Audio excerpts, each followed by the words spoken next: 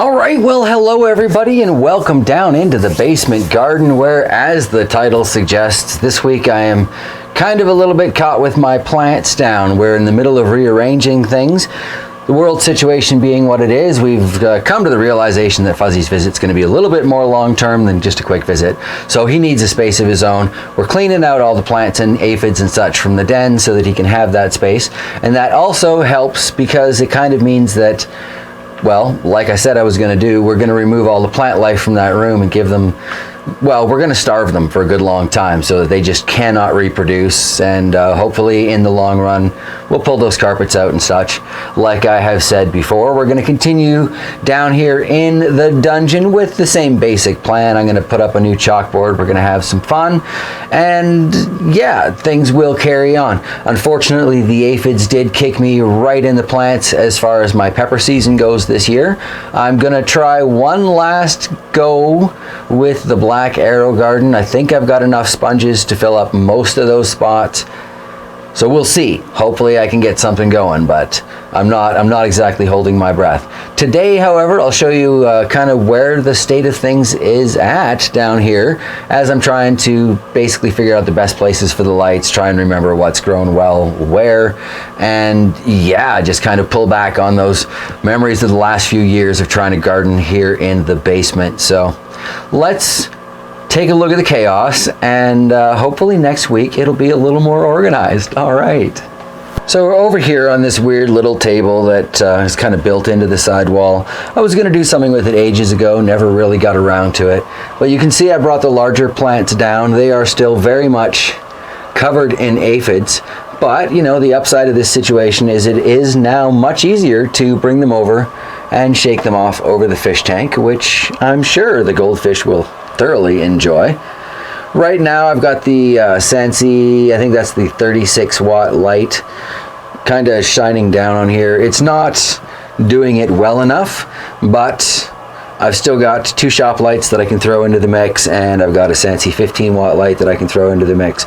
I'm gonna make it all work like I do, but right now this is kind of where they're sitting. They could use some water, and I see I forgot the tray for that one, so I'm definitely going to want that before I water things up. But hopefully we can still get some life here. Like this bad brains pepper, we've got signs of new growth on the bottom, we've got some new growth coming up here, so I'm hoping, you know, if I give it some nitrogen rich fertilizer, maybe we can grow it up just in time to send it out, you know, a month and a half or so. Hopefully the weather will make sense of itself and we can get growing in June. This orange habanero I brought down, but I really probably should have just taken to the compost. I don't think there's a lot of life left in there. This larger bad brains pepper, I am so hopeful that we can recover some life from. I'm going to cut it back rather dramatically. Again, heavy on the nitrogen, see if we can get some leaf growth in there. And pretty much the same story for the Scorpion Butch T-Red and the Budla, what is this, Budla Scorpion? Over in the back there. That one there, very, very dry, but unfortunately there's kind of this hot air draft that comes from there, wafts over the table. So I'm gonna have to block that for the next little while because that was not this dry when it came downstairs, and I'm gonna have to water it up pretty much right now. Get back to you in a second. All right, so now that I've watered those plants in a panic and I look over and see that these poor spider plants that used to be on the Darwin table, you may recognize them from earlier videos. Anyway, these poor spider plants need to be watered pretty desperately as well. I'll get on that in a bit. But that does kind of bring us back to one of the things I've always loved about the aquaponic gardening is that because when you set it up, it's running on timers and it waters itself. You don't really have to think about it. This poor sad plant is not because I forgot to water it, it's because I'm having nutrient difficulties and I'm messing about with different lights and stuff, and it has no idea if it can trust me or not, you know? It's understandable. Basil likes a trustworthy environment. Down here we've got those radish seeds that I sprinkled in. I don't expect we're going to see too much out of them as far as like actual radish bulb and root development, but I am curious just to kind of see what they do. Is, you know, kind of what I do. And we've got the sage here. I was talking about this the other day with the plane crashed in the bottom of it. Very similar to the one that's now in the fish tank. very much liking this Sansi light. I was thinking about putting the 2 LED shop lights over this bed, because then I'd have the rectangular coverage that I'm looking for. Like the parsley is kind of in shadows here, and I'm not terribly thrilled about that. But unfortunately, slash fortunately, those lights don't provide the intensity that this light does. So if I want the intensity that the sage is clearly responding very well to, as is the mint, and the radishes are growing up to it quite nicely, even off in the shadows, the parsley is responding very well to that intensity. So if I want the intensity, I've got to keep this light. If I want the coverage and I have a lower intensity, I've got to drop them down. The lights will be like right here. I'll have to trim the sage down. I'll have to get rid of the basil. I think I might actually look into getting another of these 70 watts and just kind of putting it one over each end, and getting my coverage that way. Haven't decided. They're a pretty, well-priced light, and it seems to be performing well for me.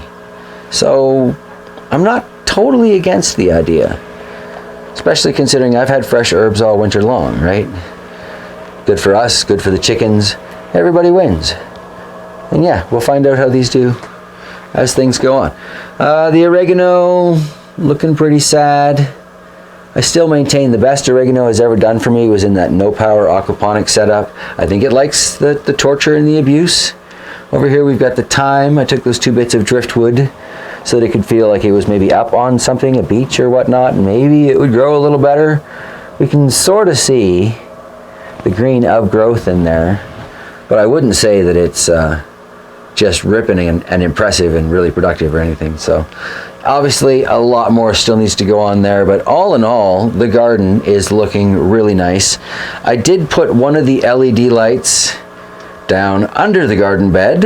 Haha, how much better is that? I mean, really, it's been such a pain to show you quickly in the garden videos how the goldfish are doing, and now they might as well be in a proper aquarium.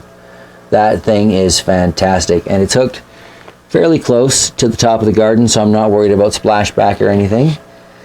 It's quite lovely. I do actually have a half-hour relax with the goldfish video coming up very soon, but I realized what time it was and how little I had done, and realized, maybe I should get on that garden update. So yes, back to plants. Which brings us over to the Darwin table, and this poor aloe obviously needs more light in its life. I'm hoping probably going to end up moving it over there. We'll see. The Kalanchoe still hanging out for now, but I'm very much looking forward to getting this outside, letting the natural abundance of wild ladybugs just have a heyday on there and clean that up. And that's probably going to end up going into the studio upstairs where Shox does all of her readings and stuff.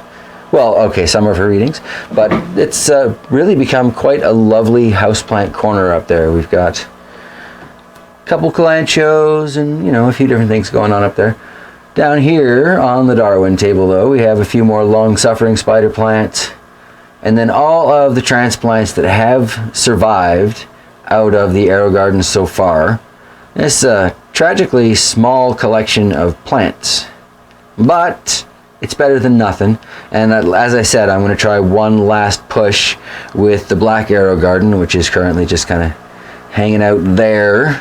And I have to find a nice level spot for it. Might actually even use it there. We'll see. For now, I brought our friend Venus flytrap down here. Pretty sure I should put that into something larger, but it looks healthy for now.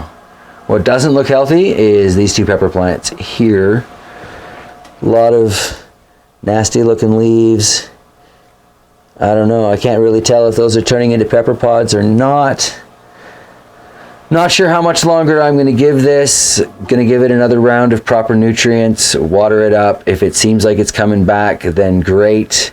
If it doesn't seem like it's coming back, then I think I'm going to clean it up and spray it with some alcohol, set it aside for next year, because I would really like to find the 24 seed starting tray that fits in this version of the harvest, as compared to the 31 or 33 that fits in that one. It would be really nice to have them both, because then I don't have to get an earlier start. I can just use both gardens at once and put out 50 some odd pepper plants and just call it done. Hopefully that will help reduce any possible long-term aphid damage from the situation that just doesn't seem to be going anywhere for me. I fight through it, you know, and I suffer and I do all that stuff, but really I'm tired of killing plants. So next year, if I can have the seed starting tray in both of these and just do it all at once, I think more plants will live from it, and that's probably a good thing. So I guess our final shot today is friend Mouse Melon here, who is kind of coming back to life and definitely reaching towards that light. Might see some, actually you might already see a little bit of a tendril shooting off to the side there. We'll watch how that develops now that there's light on the side. But it seems to be doing well, especially now that it's got something to catch the drainage and keep feeding the plant, so it's surviving. And then we have friend Bog Mint here with its tendrils. It's just spreading right out. I am so excited to put this into the pond and have it just keep on growing and doing its thing. There's so much mint on there. And all we really did was transfer it from the pond into the bucket full of pond water that I have since refilled kind of from the fish tank. And when I clean, if you look carefully in there through the glare, you can see there's a sponge filter that kind of goes into the pump, and that gets clogged up from time to time. So I'll clean that off in the bucket, and then I'll dump all the nasty leavings into the bog mint here. And yeah, it seems to be working pretty well indeed. So happy thought there. All right, everybody, I need to get back to testing light situations and getting things growing down here. Thank you so much for spending a little time with me in my basement garden today. As I said, caught with my plants down, but patiently and persistently growing. Doesn't that mint look nice over the edge there? Looks great. Thinking very seriously about building a deeper garden bed this year, though. It's going to be interesting. 2020, never saw this one coming, but it's going to be interesting all the same. All right, much love, everybody. Take care of yourselves, take care of your gardens, take care of each other, stay safe, and I'll see you next week.